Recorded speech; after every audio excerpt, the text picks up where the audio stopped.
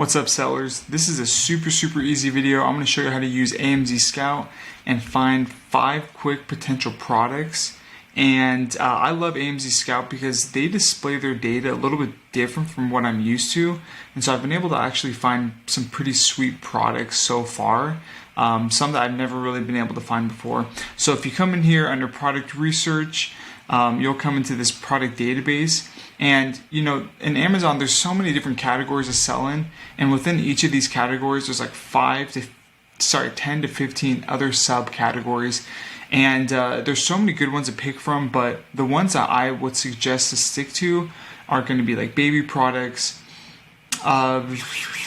pet supplies, toys and games, arts, craft and sewing, health and household, office products, sports, outdoors and fitness, home and kitchen, patio, lawn and garden, and tools and home improvement. Now that can be expanded upon. You might be able to find a couple products in like automotive and tooling equipment that'd be great to do private label with, but I would stick to those that I mentioned. So for this example, I'm going to stick in the pets and supplies, arts, crafts and sewing, and patio and lawn garden. Okay, so I'm going to hit apply, and then next we're going to come into including certain keywords. I'm going to leave this blank. And then I want the price range of anywhere from $10 to $25. And then if we click right here under more filters, it's gonna bring down a lot more other points of criteria that we can edit. And really, when you're doing product research, you want to start off by kind of making it like a funnel. It's kind of like a marketing funnel. You're gonna throw you're gonna cast a net out there, and you want to grab all of the broad keywords that are good and for the most part, and then you want to slowly slim that down. And so I'm going to cast that net pretty wide, and so I'm not going to really change anything except the review count. We'll get that to about 400. Seller type, no. Estimated sales, no. Product tier, no. Weight, no. Weight rank, no. Estimated revenue, yes. We want 5,000 to 15,000 in revenue. Rating, no. Number of sellers, no. Faceable, blah, blah, blah, blah, none. Find products. All right, it's searching. It's going to pull product. It's going to pull keywords that have everything to do with those, points of criteria. So it's going to pull up all of these different products. And so as I'm looking through these, it's showing me a lot of different things up here, which can get confusing because, like I said in the beginning, we want to focus on only 3 things: average review count, average revenue, and search volume. All right, so let's come up here to view, and we want to take out the rank, the subcategory, the subrank. We want to take out the net, and so also the fees. This is just an estimate, and the net, like, they don't know how much net profit these guys are actually making. They don't know the cost of this product that they're sourcing it for. So we're going to take that out. We're going to take out DFA. RPR, I like that. It's a revenue per review. That's a cool indicator to look at. So I'm going to keep it up for now. I'm going to keep up reviews, number of reviews. I'm going to take off rating, take off weight, take off sellers, and this guy, and then hit apply. So now I have a very overall view as far as what these products are, and I can kind of go one by one. And you know what? I know I selected 3 categories, but I like to go one category at a time, so I can like hyper focus on 20 or 50 or 100 products, one category at a time. So let's hit that one more time. We're gonna go into arts, crafts, and sewing. Here's why I like arts, crafts, and sewing. People underestimate it. 1, you get so many freaking little knick-knack products that are small and lightweight. What does that mean? Lower FBA fees, baby. So you don't have to pay as much. Second, they are so much easier to source. They're so cheap a lot of the times. If you're going to do home and kitchen, great chance that it's going to be something big, something ginormous. The fees are going to add up with shipping, with the product cost itself. But something like this, these knick-knack products, they're so good for a beginning seller. Because here's the thing, when you're first starting to sell up on Amazon, you want to make bank? Absolutely. But do you want to make sure it works? Yes. That's the most important thing, is not losing your money. And when you can put your money out in one of these products that's only like $2-3 a unit, you sell it for 10 or 15 bucks, you make $3 to $5 profit per sale, you do 3 to 5 sales a day times 30 days. Like, is that a lot of profit? Like, yeah, that's decent. Is it a ton of money? No, but you have the confidence that you can do the same, you can do the same thing with a bigger product, and you can put more capital towards financing inventory. Hope that makes sense. That's just my personal belief. That's what I've seen works the best. Okay, let's look through these products, and I'm looking at something that's a little bit niche, something like these guys, 40 pieces of butterfly unfinished wood. Why I like this is it's not just butterfly woods, it's 40 pieces, very distinctive. So people want a set of 40 on these set of 40 with these products. Okay, that's good. Still looking. These are all really good products. But I like this one right here already. Cool. Let's click this guy. Wow. He is, and let's open up the AMZScout Pro extension. So we're looking at row number 1 right here. Estimated revenue is doing about 12,000. He only has 50 reviews, so you know it's a good product. And he is ranking his product around a specific keyword. What keyword? It's almost always the first keyword phrase in his title. And so I could tell you right now that it's going to be expandable crochet bag. Boom. There's your keyword. There's a keyword you're going to launch around. That is definitely a product, a potential product. I'm going to add this to my workbook. Expandable. Gosh, I'm not the best speller. I don't know. Is that how you spell it? Cool.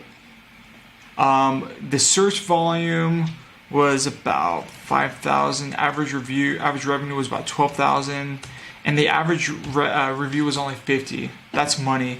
And the price point was like 24 bucks, if I saw that correctly. $23.99. Dope.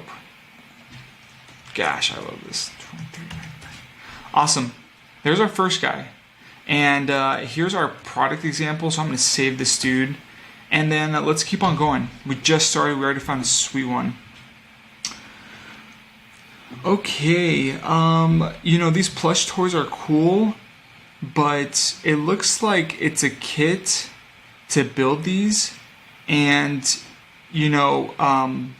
this could be a cool product, but I don't know. For some reason, I just don't like it.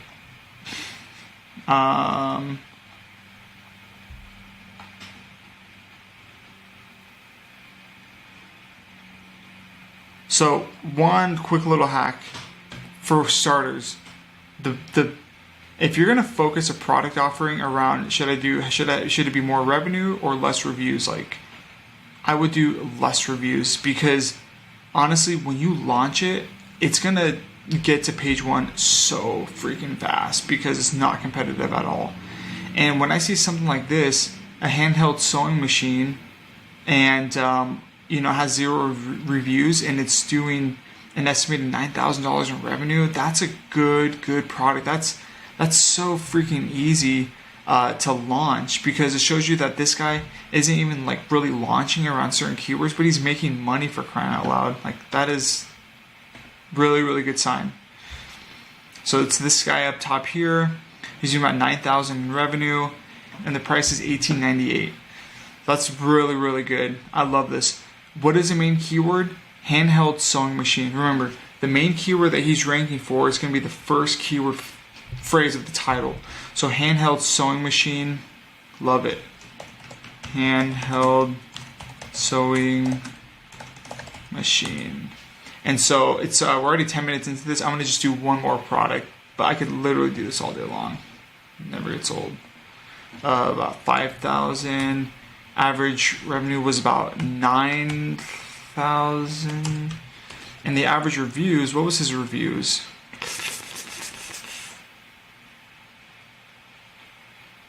You probably see it. Oh, he had 0. Hello. He had 0. Money. Cool. So like I said, you know, you could play around with these filters if you want to go, okay, what's the product that's doing the highest revenue? Is that like interesting, in that, you know, is that something that we'd want to focus our product offering around? Yes. But is it going to be probably like met up with other competition? For sure. And it shows these guys are doing pretty dang good revenue. So, okay, I like this one. Okay, I know. He has a lot of reviews. Psych. Let's forget that one. Okay, quilt necklace lamps. I don't want to really do anything like liquidy that's like chemical oriented. Ostrich leaves. Those sell for $34. Interesting.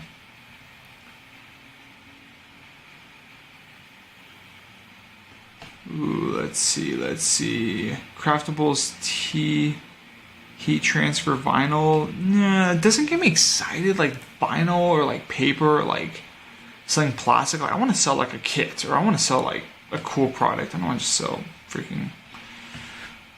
Okay, you know what? That's all right. Let's go on to a different category.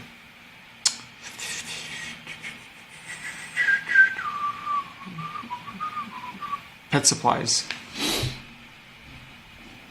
Find products. I love this guy. One. Why do I love it? Because it's freaking small. It looks super light already. And I've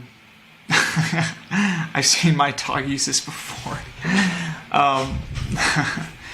Like, it's supposed to, if I remember correctly, it kind of helps them when they're like teething. And so you put like food in it, and anyways, whatever. So this main keyword is interactive treat dispensing. Probably something like this, like treat dispensing toy. One of these main keywords. But what I'm looking at is a review count, only 120. And let's see what they are doing in terms of revenue. They're doing 11,000 in revenue. Oh wait, no, sorry. This top guy. 13,000 in revenue. They have a product score for private label is a 7, which is very, very good. This is a really, really good product. Gosh, we found some gems really, really fast. So interactive. Treat this. Let's do interactive. All right, so we have our example ASIN when we want to come back to. We had the search volume of about 5,000 to 15,000. And then the average revenue on this guy was about 13,300.